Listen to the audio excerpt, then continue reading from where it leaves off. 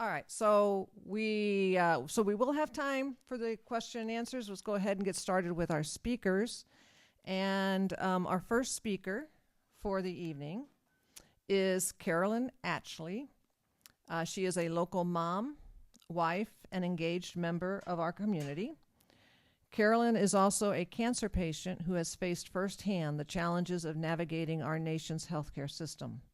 Today, she's here to share her personal story, not only as someone seeking care, but as someone advocating for a system that truly serves people and families in moments of greatest needs.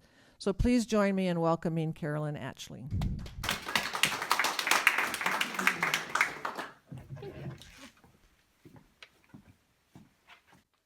I hate talking on a mic. Okay, is this the right place for me? Okay. Awesome. Thank you so much for having me tonight. Thank you to Paul. Thank you to Indivisible Monroe County for setting this all up. And thank you all so much for you just showing up and, hearing what we've all got to say tonight.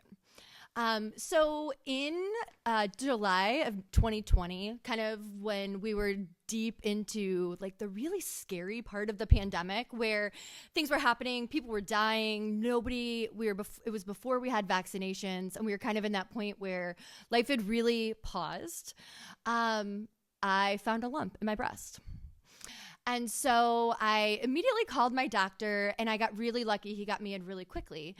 So I went to see my general practitioner, and, even though he did a really good job of assuring me that this was probably nothing and just a cyst, just to make sure, he held me at that appointment until he could get me immediately across the street. This was in O'Fallon, so he sent me across the street to St. Elizabeth's Hospital. So on that same day, he sent me in for an ultrasound and directed the results to be immediately sent back to his office. So I was at the hospital waiting for my ultrasound. They do that, comes back. They said, we're going to hold you for one more thing. And they sent me in for the second level ultrasound, which is a diagnostic ultrasound where they can see more. So after that, they still held me on for one more time. And so on that same day, I ended up getting a diagnostic ultrasound.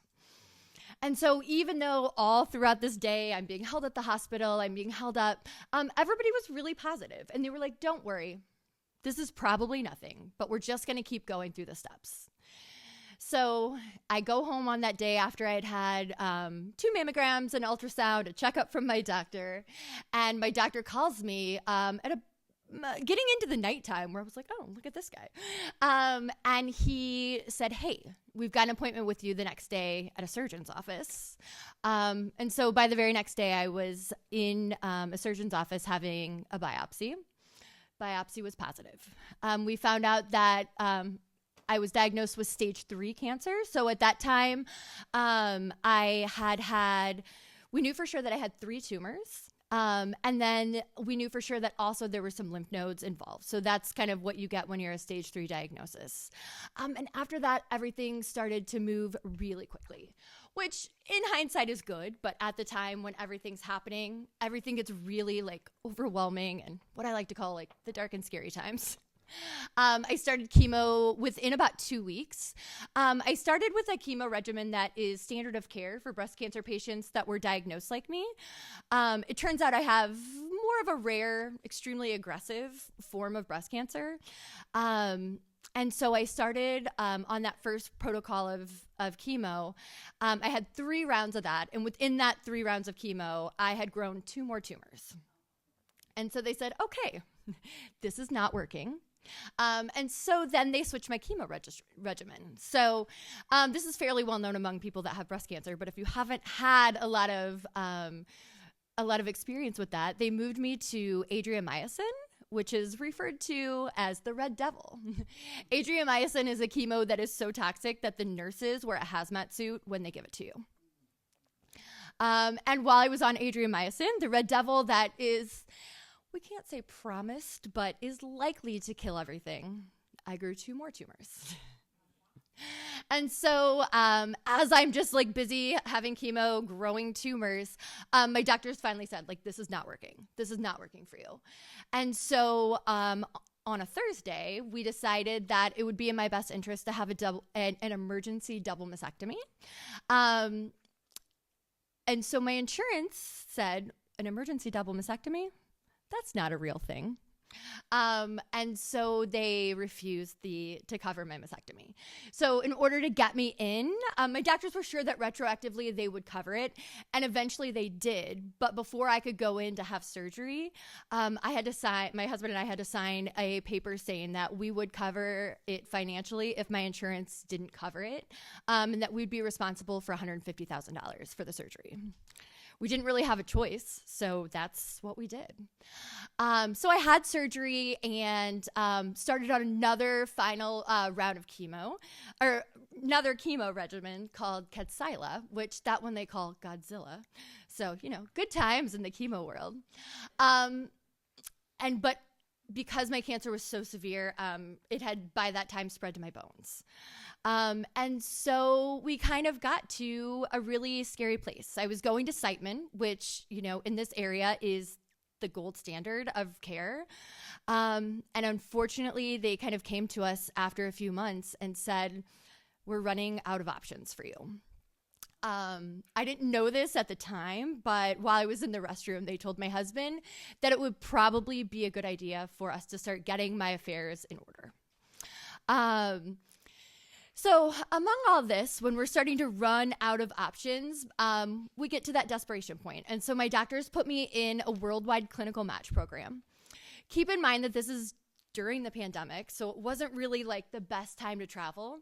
But luckily, they found a match for me. Again, when you have cancer, I didn't really realize, but there's a lot of like really specific parameters that you have to fall into. And so I only matched with 2 different trials that were happening in the entire world. So I honestly got really lucky that one of them happened to be at the Mayo Clinic in Rochester, Minnesota. And so at that time, I started doing Kadcyla. So I did 17 rounds of chemo. So every 3 weeks, I did chemo for a little over a year. And in that time, we were traveling every 3 weeks to the Mayo Clinic for me to start this clinical trial. I won't lie, the clinical trial was hard. Chemo was hard, and I was one of those people who, we always like to joke, I got basically every side effect that you could get. I had multiple surgeries. I had lots of infections. I had my spleen removed because it kept getting infected. I've had a double mastectomy. I've had a full hysterectomy. I have stage 2 lymphedema. I have, because my cancer is estrogen positive, it's hormone positive across the board. Every hormone in my body feeds my cancer. So I'll, for the rest of my life, be on drugs that draw all of those hormones out of my body. And so since I don't have any estrogen, I also have menopause, and I'm losing track of the word right now. What's when your bones break? Osteoporosis. Thanks. See, this is my true life. Yeah, I have osteoporosis. And so I've broken 3 bones just from like literally walking into things. So it's been a really rocky ride. So as I was going back and forth to the Mayo Clinic, I got connected with an amazing, amazing doctor who I was so fortunate for, and who honestly I credit with saving my life. And so not only was she one of the doctors that was part of this team that was on my clinical trial, but she's also really research forward. And so about 2 years ago, she came to me really excited because she had attended a medical conference and there was a drug coming on the scene that was going to be perfect for people like me called Lynparza. So Lynparza is a drug that had been on the scene for quite a while, about 10 years. It's a drug that was approved for ovarian cancer. And it was now having a lot of success in clinical trials for breast cancer. And so my doctor was waiting. She was like, as soon as we get that FDA approval, we're just waiting. As soon as we can get that FDA approval, I'll prescribe it to you. And she did. On the first day that hit FDA approval, I got prescribed that drug. Pardon me. And luckily, I have been, though I won't ever be probably no evidence of disease or in remission, I've been stable for the last 2 years. And for somebody like me, honestly, that's about a best case scenario. So, times have been tough. Things have been expensive. And I've fought a lot of battles. I fought against my own body. I've fought against my doctors. I've fought against my insurance companies.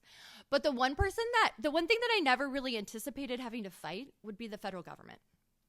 So at the beginning of this administration, when Doge was on the scene and really, kind of doing its thing out there, my clinical trial at the Mayo Clinic was defunded.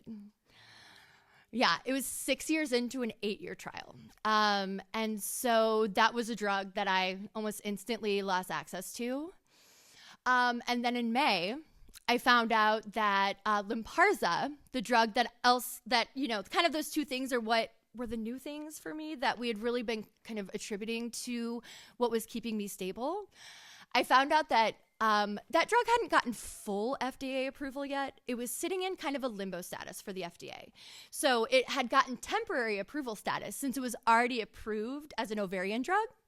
But it hadn't officially made it past that FDA approval. So it was still sitting in that, they gave it a temporary approval status so that people like me, people that were really desperate for this drug, could start having access to it even before it had gone through the full FDA approval process for breast cancer. Well, in May, RFK Jr. and, his hands-on FDA, they decided to remove all of those temporary approval statuses for drugs that were in that limbo status. So I then lost access to that drug. My doctor did say technically she could still write the prescription for this drug for me, but because it's not approved by the FDA anymore, my insurance won't pay for it. And the drug is $23,000 a month. So, it's been like a really kind of interesting ride being inside the medical system. But because people are always so exceedingly kind, I've been lucky enough for people in my life to always offer up, like, what can I do? Can I start a GoFundMe? Do you need dinners? Do you need a ride? What do you need? And while, I'm luckier than most people that my family and me have everything that we need, I do have an ask for people now. And it's to think of me when you vote. My story is just one among millions, but together our stories can become a force for change. Nobody that's fighting for their life should also have to fight for access, for affordability, for dignity. So as you go about your days, especially as you're taking part in the decisions that affect all of our lives, I do ask that you carry my story with you. Me and all the people that are like me. Remember the families and the faces that are behind every policy, and let compassion guide you. Because the way that we care for each other, both in sickness and in health, says everything about who we are as a nation. Thank you so much.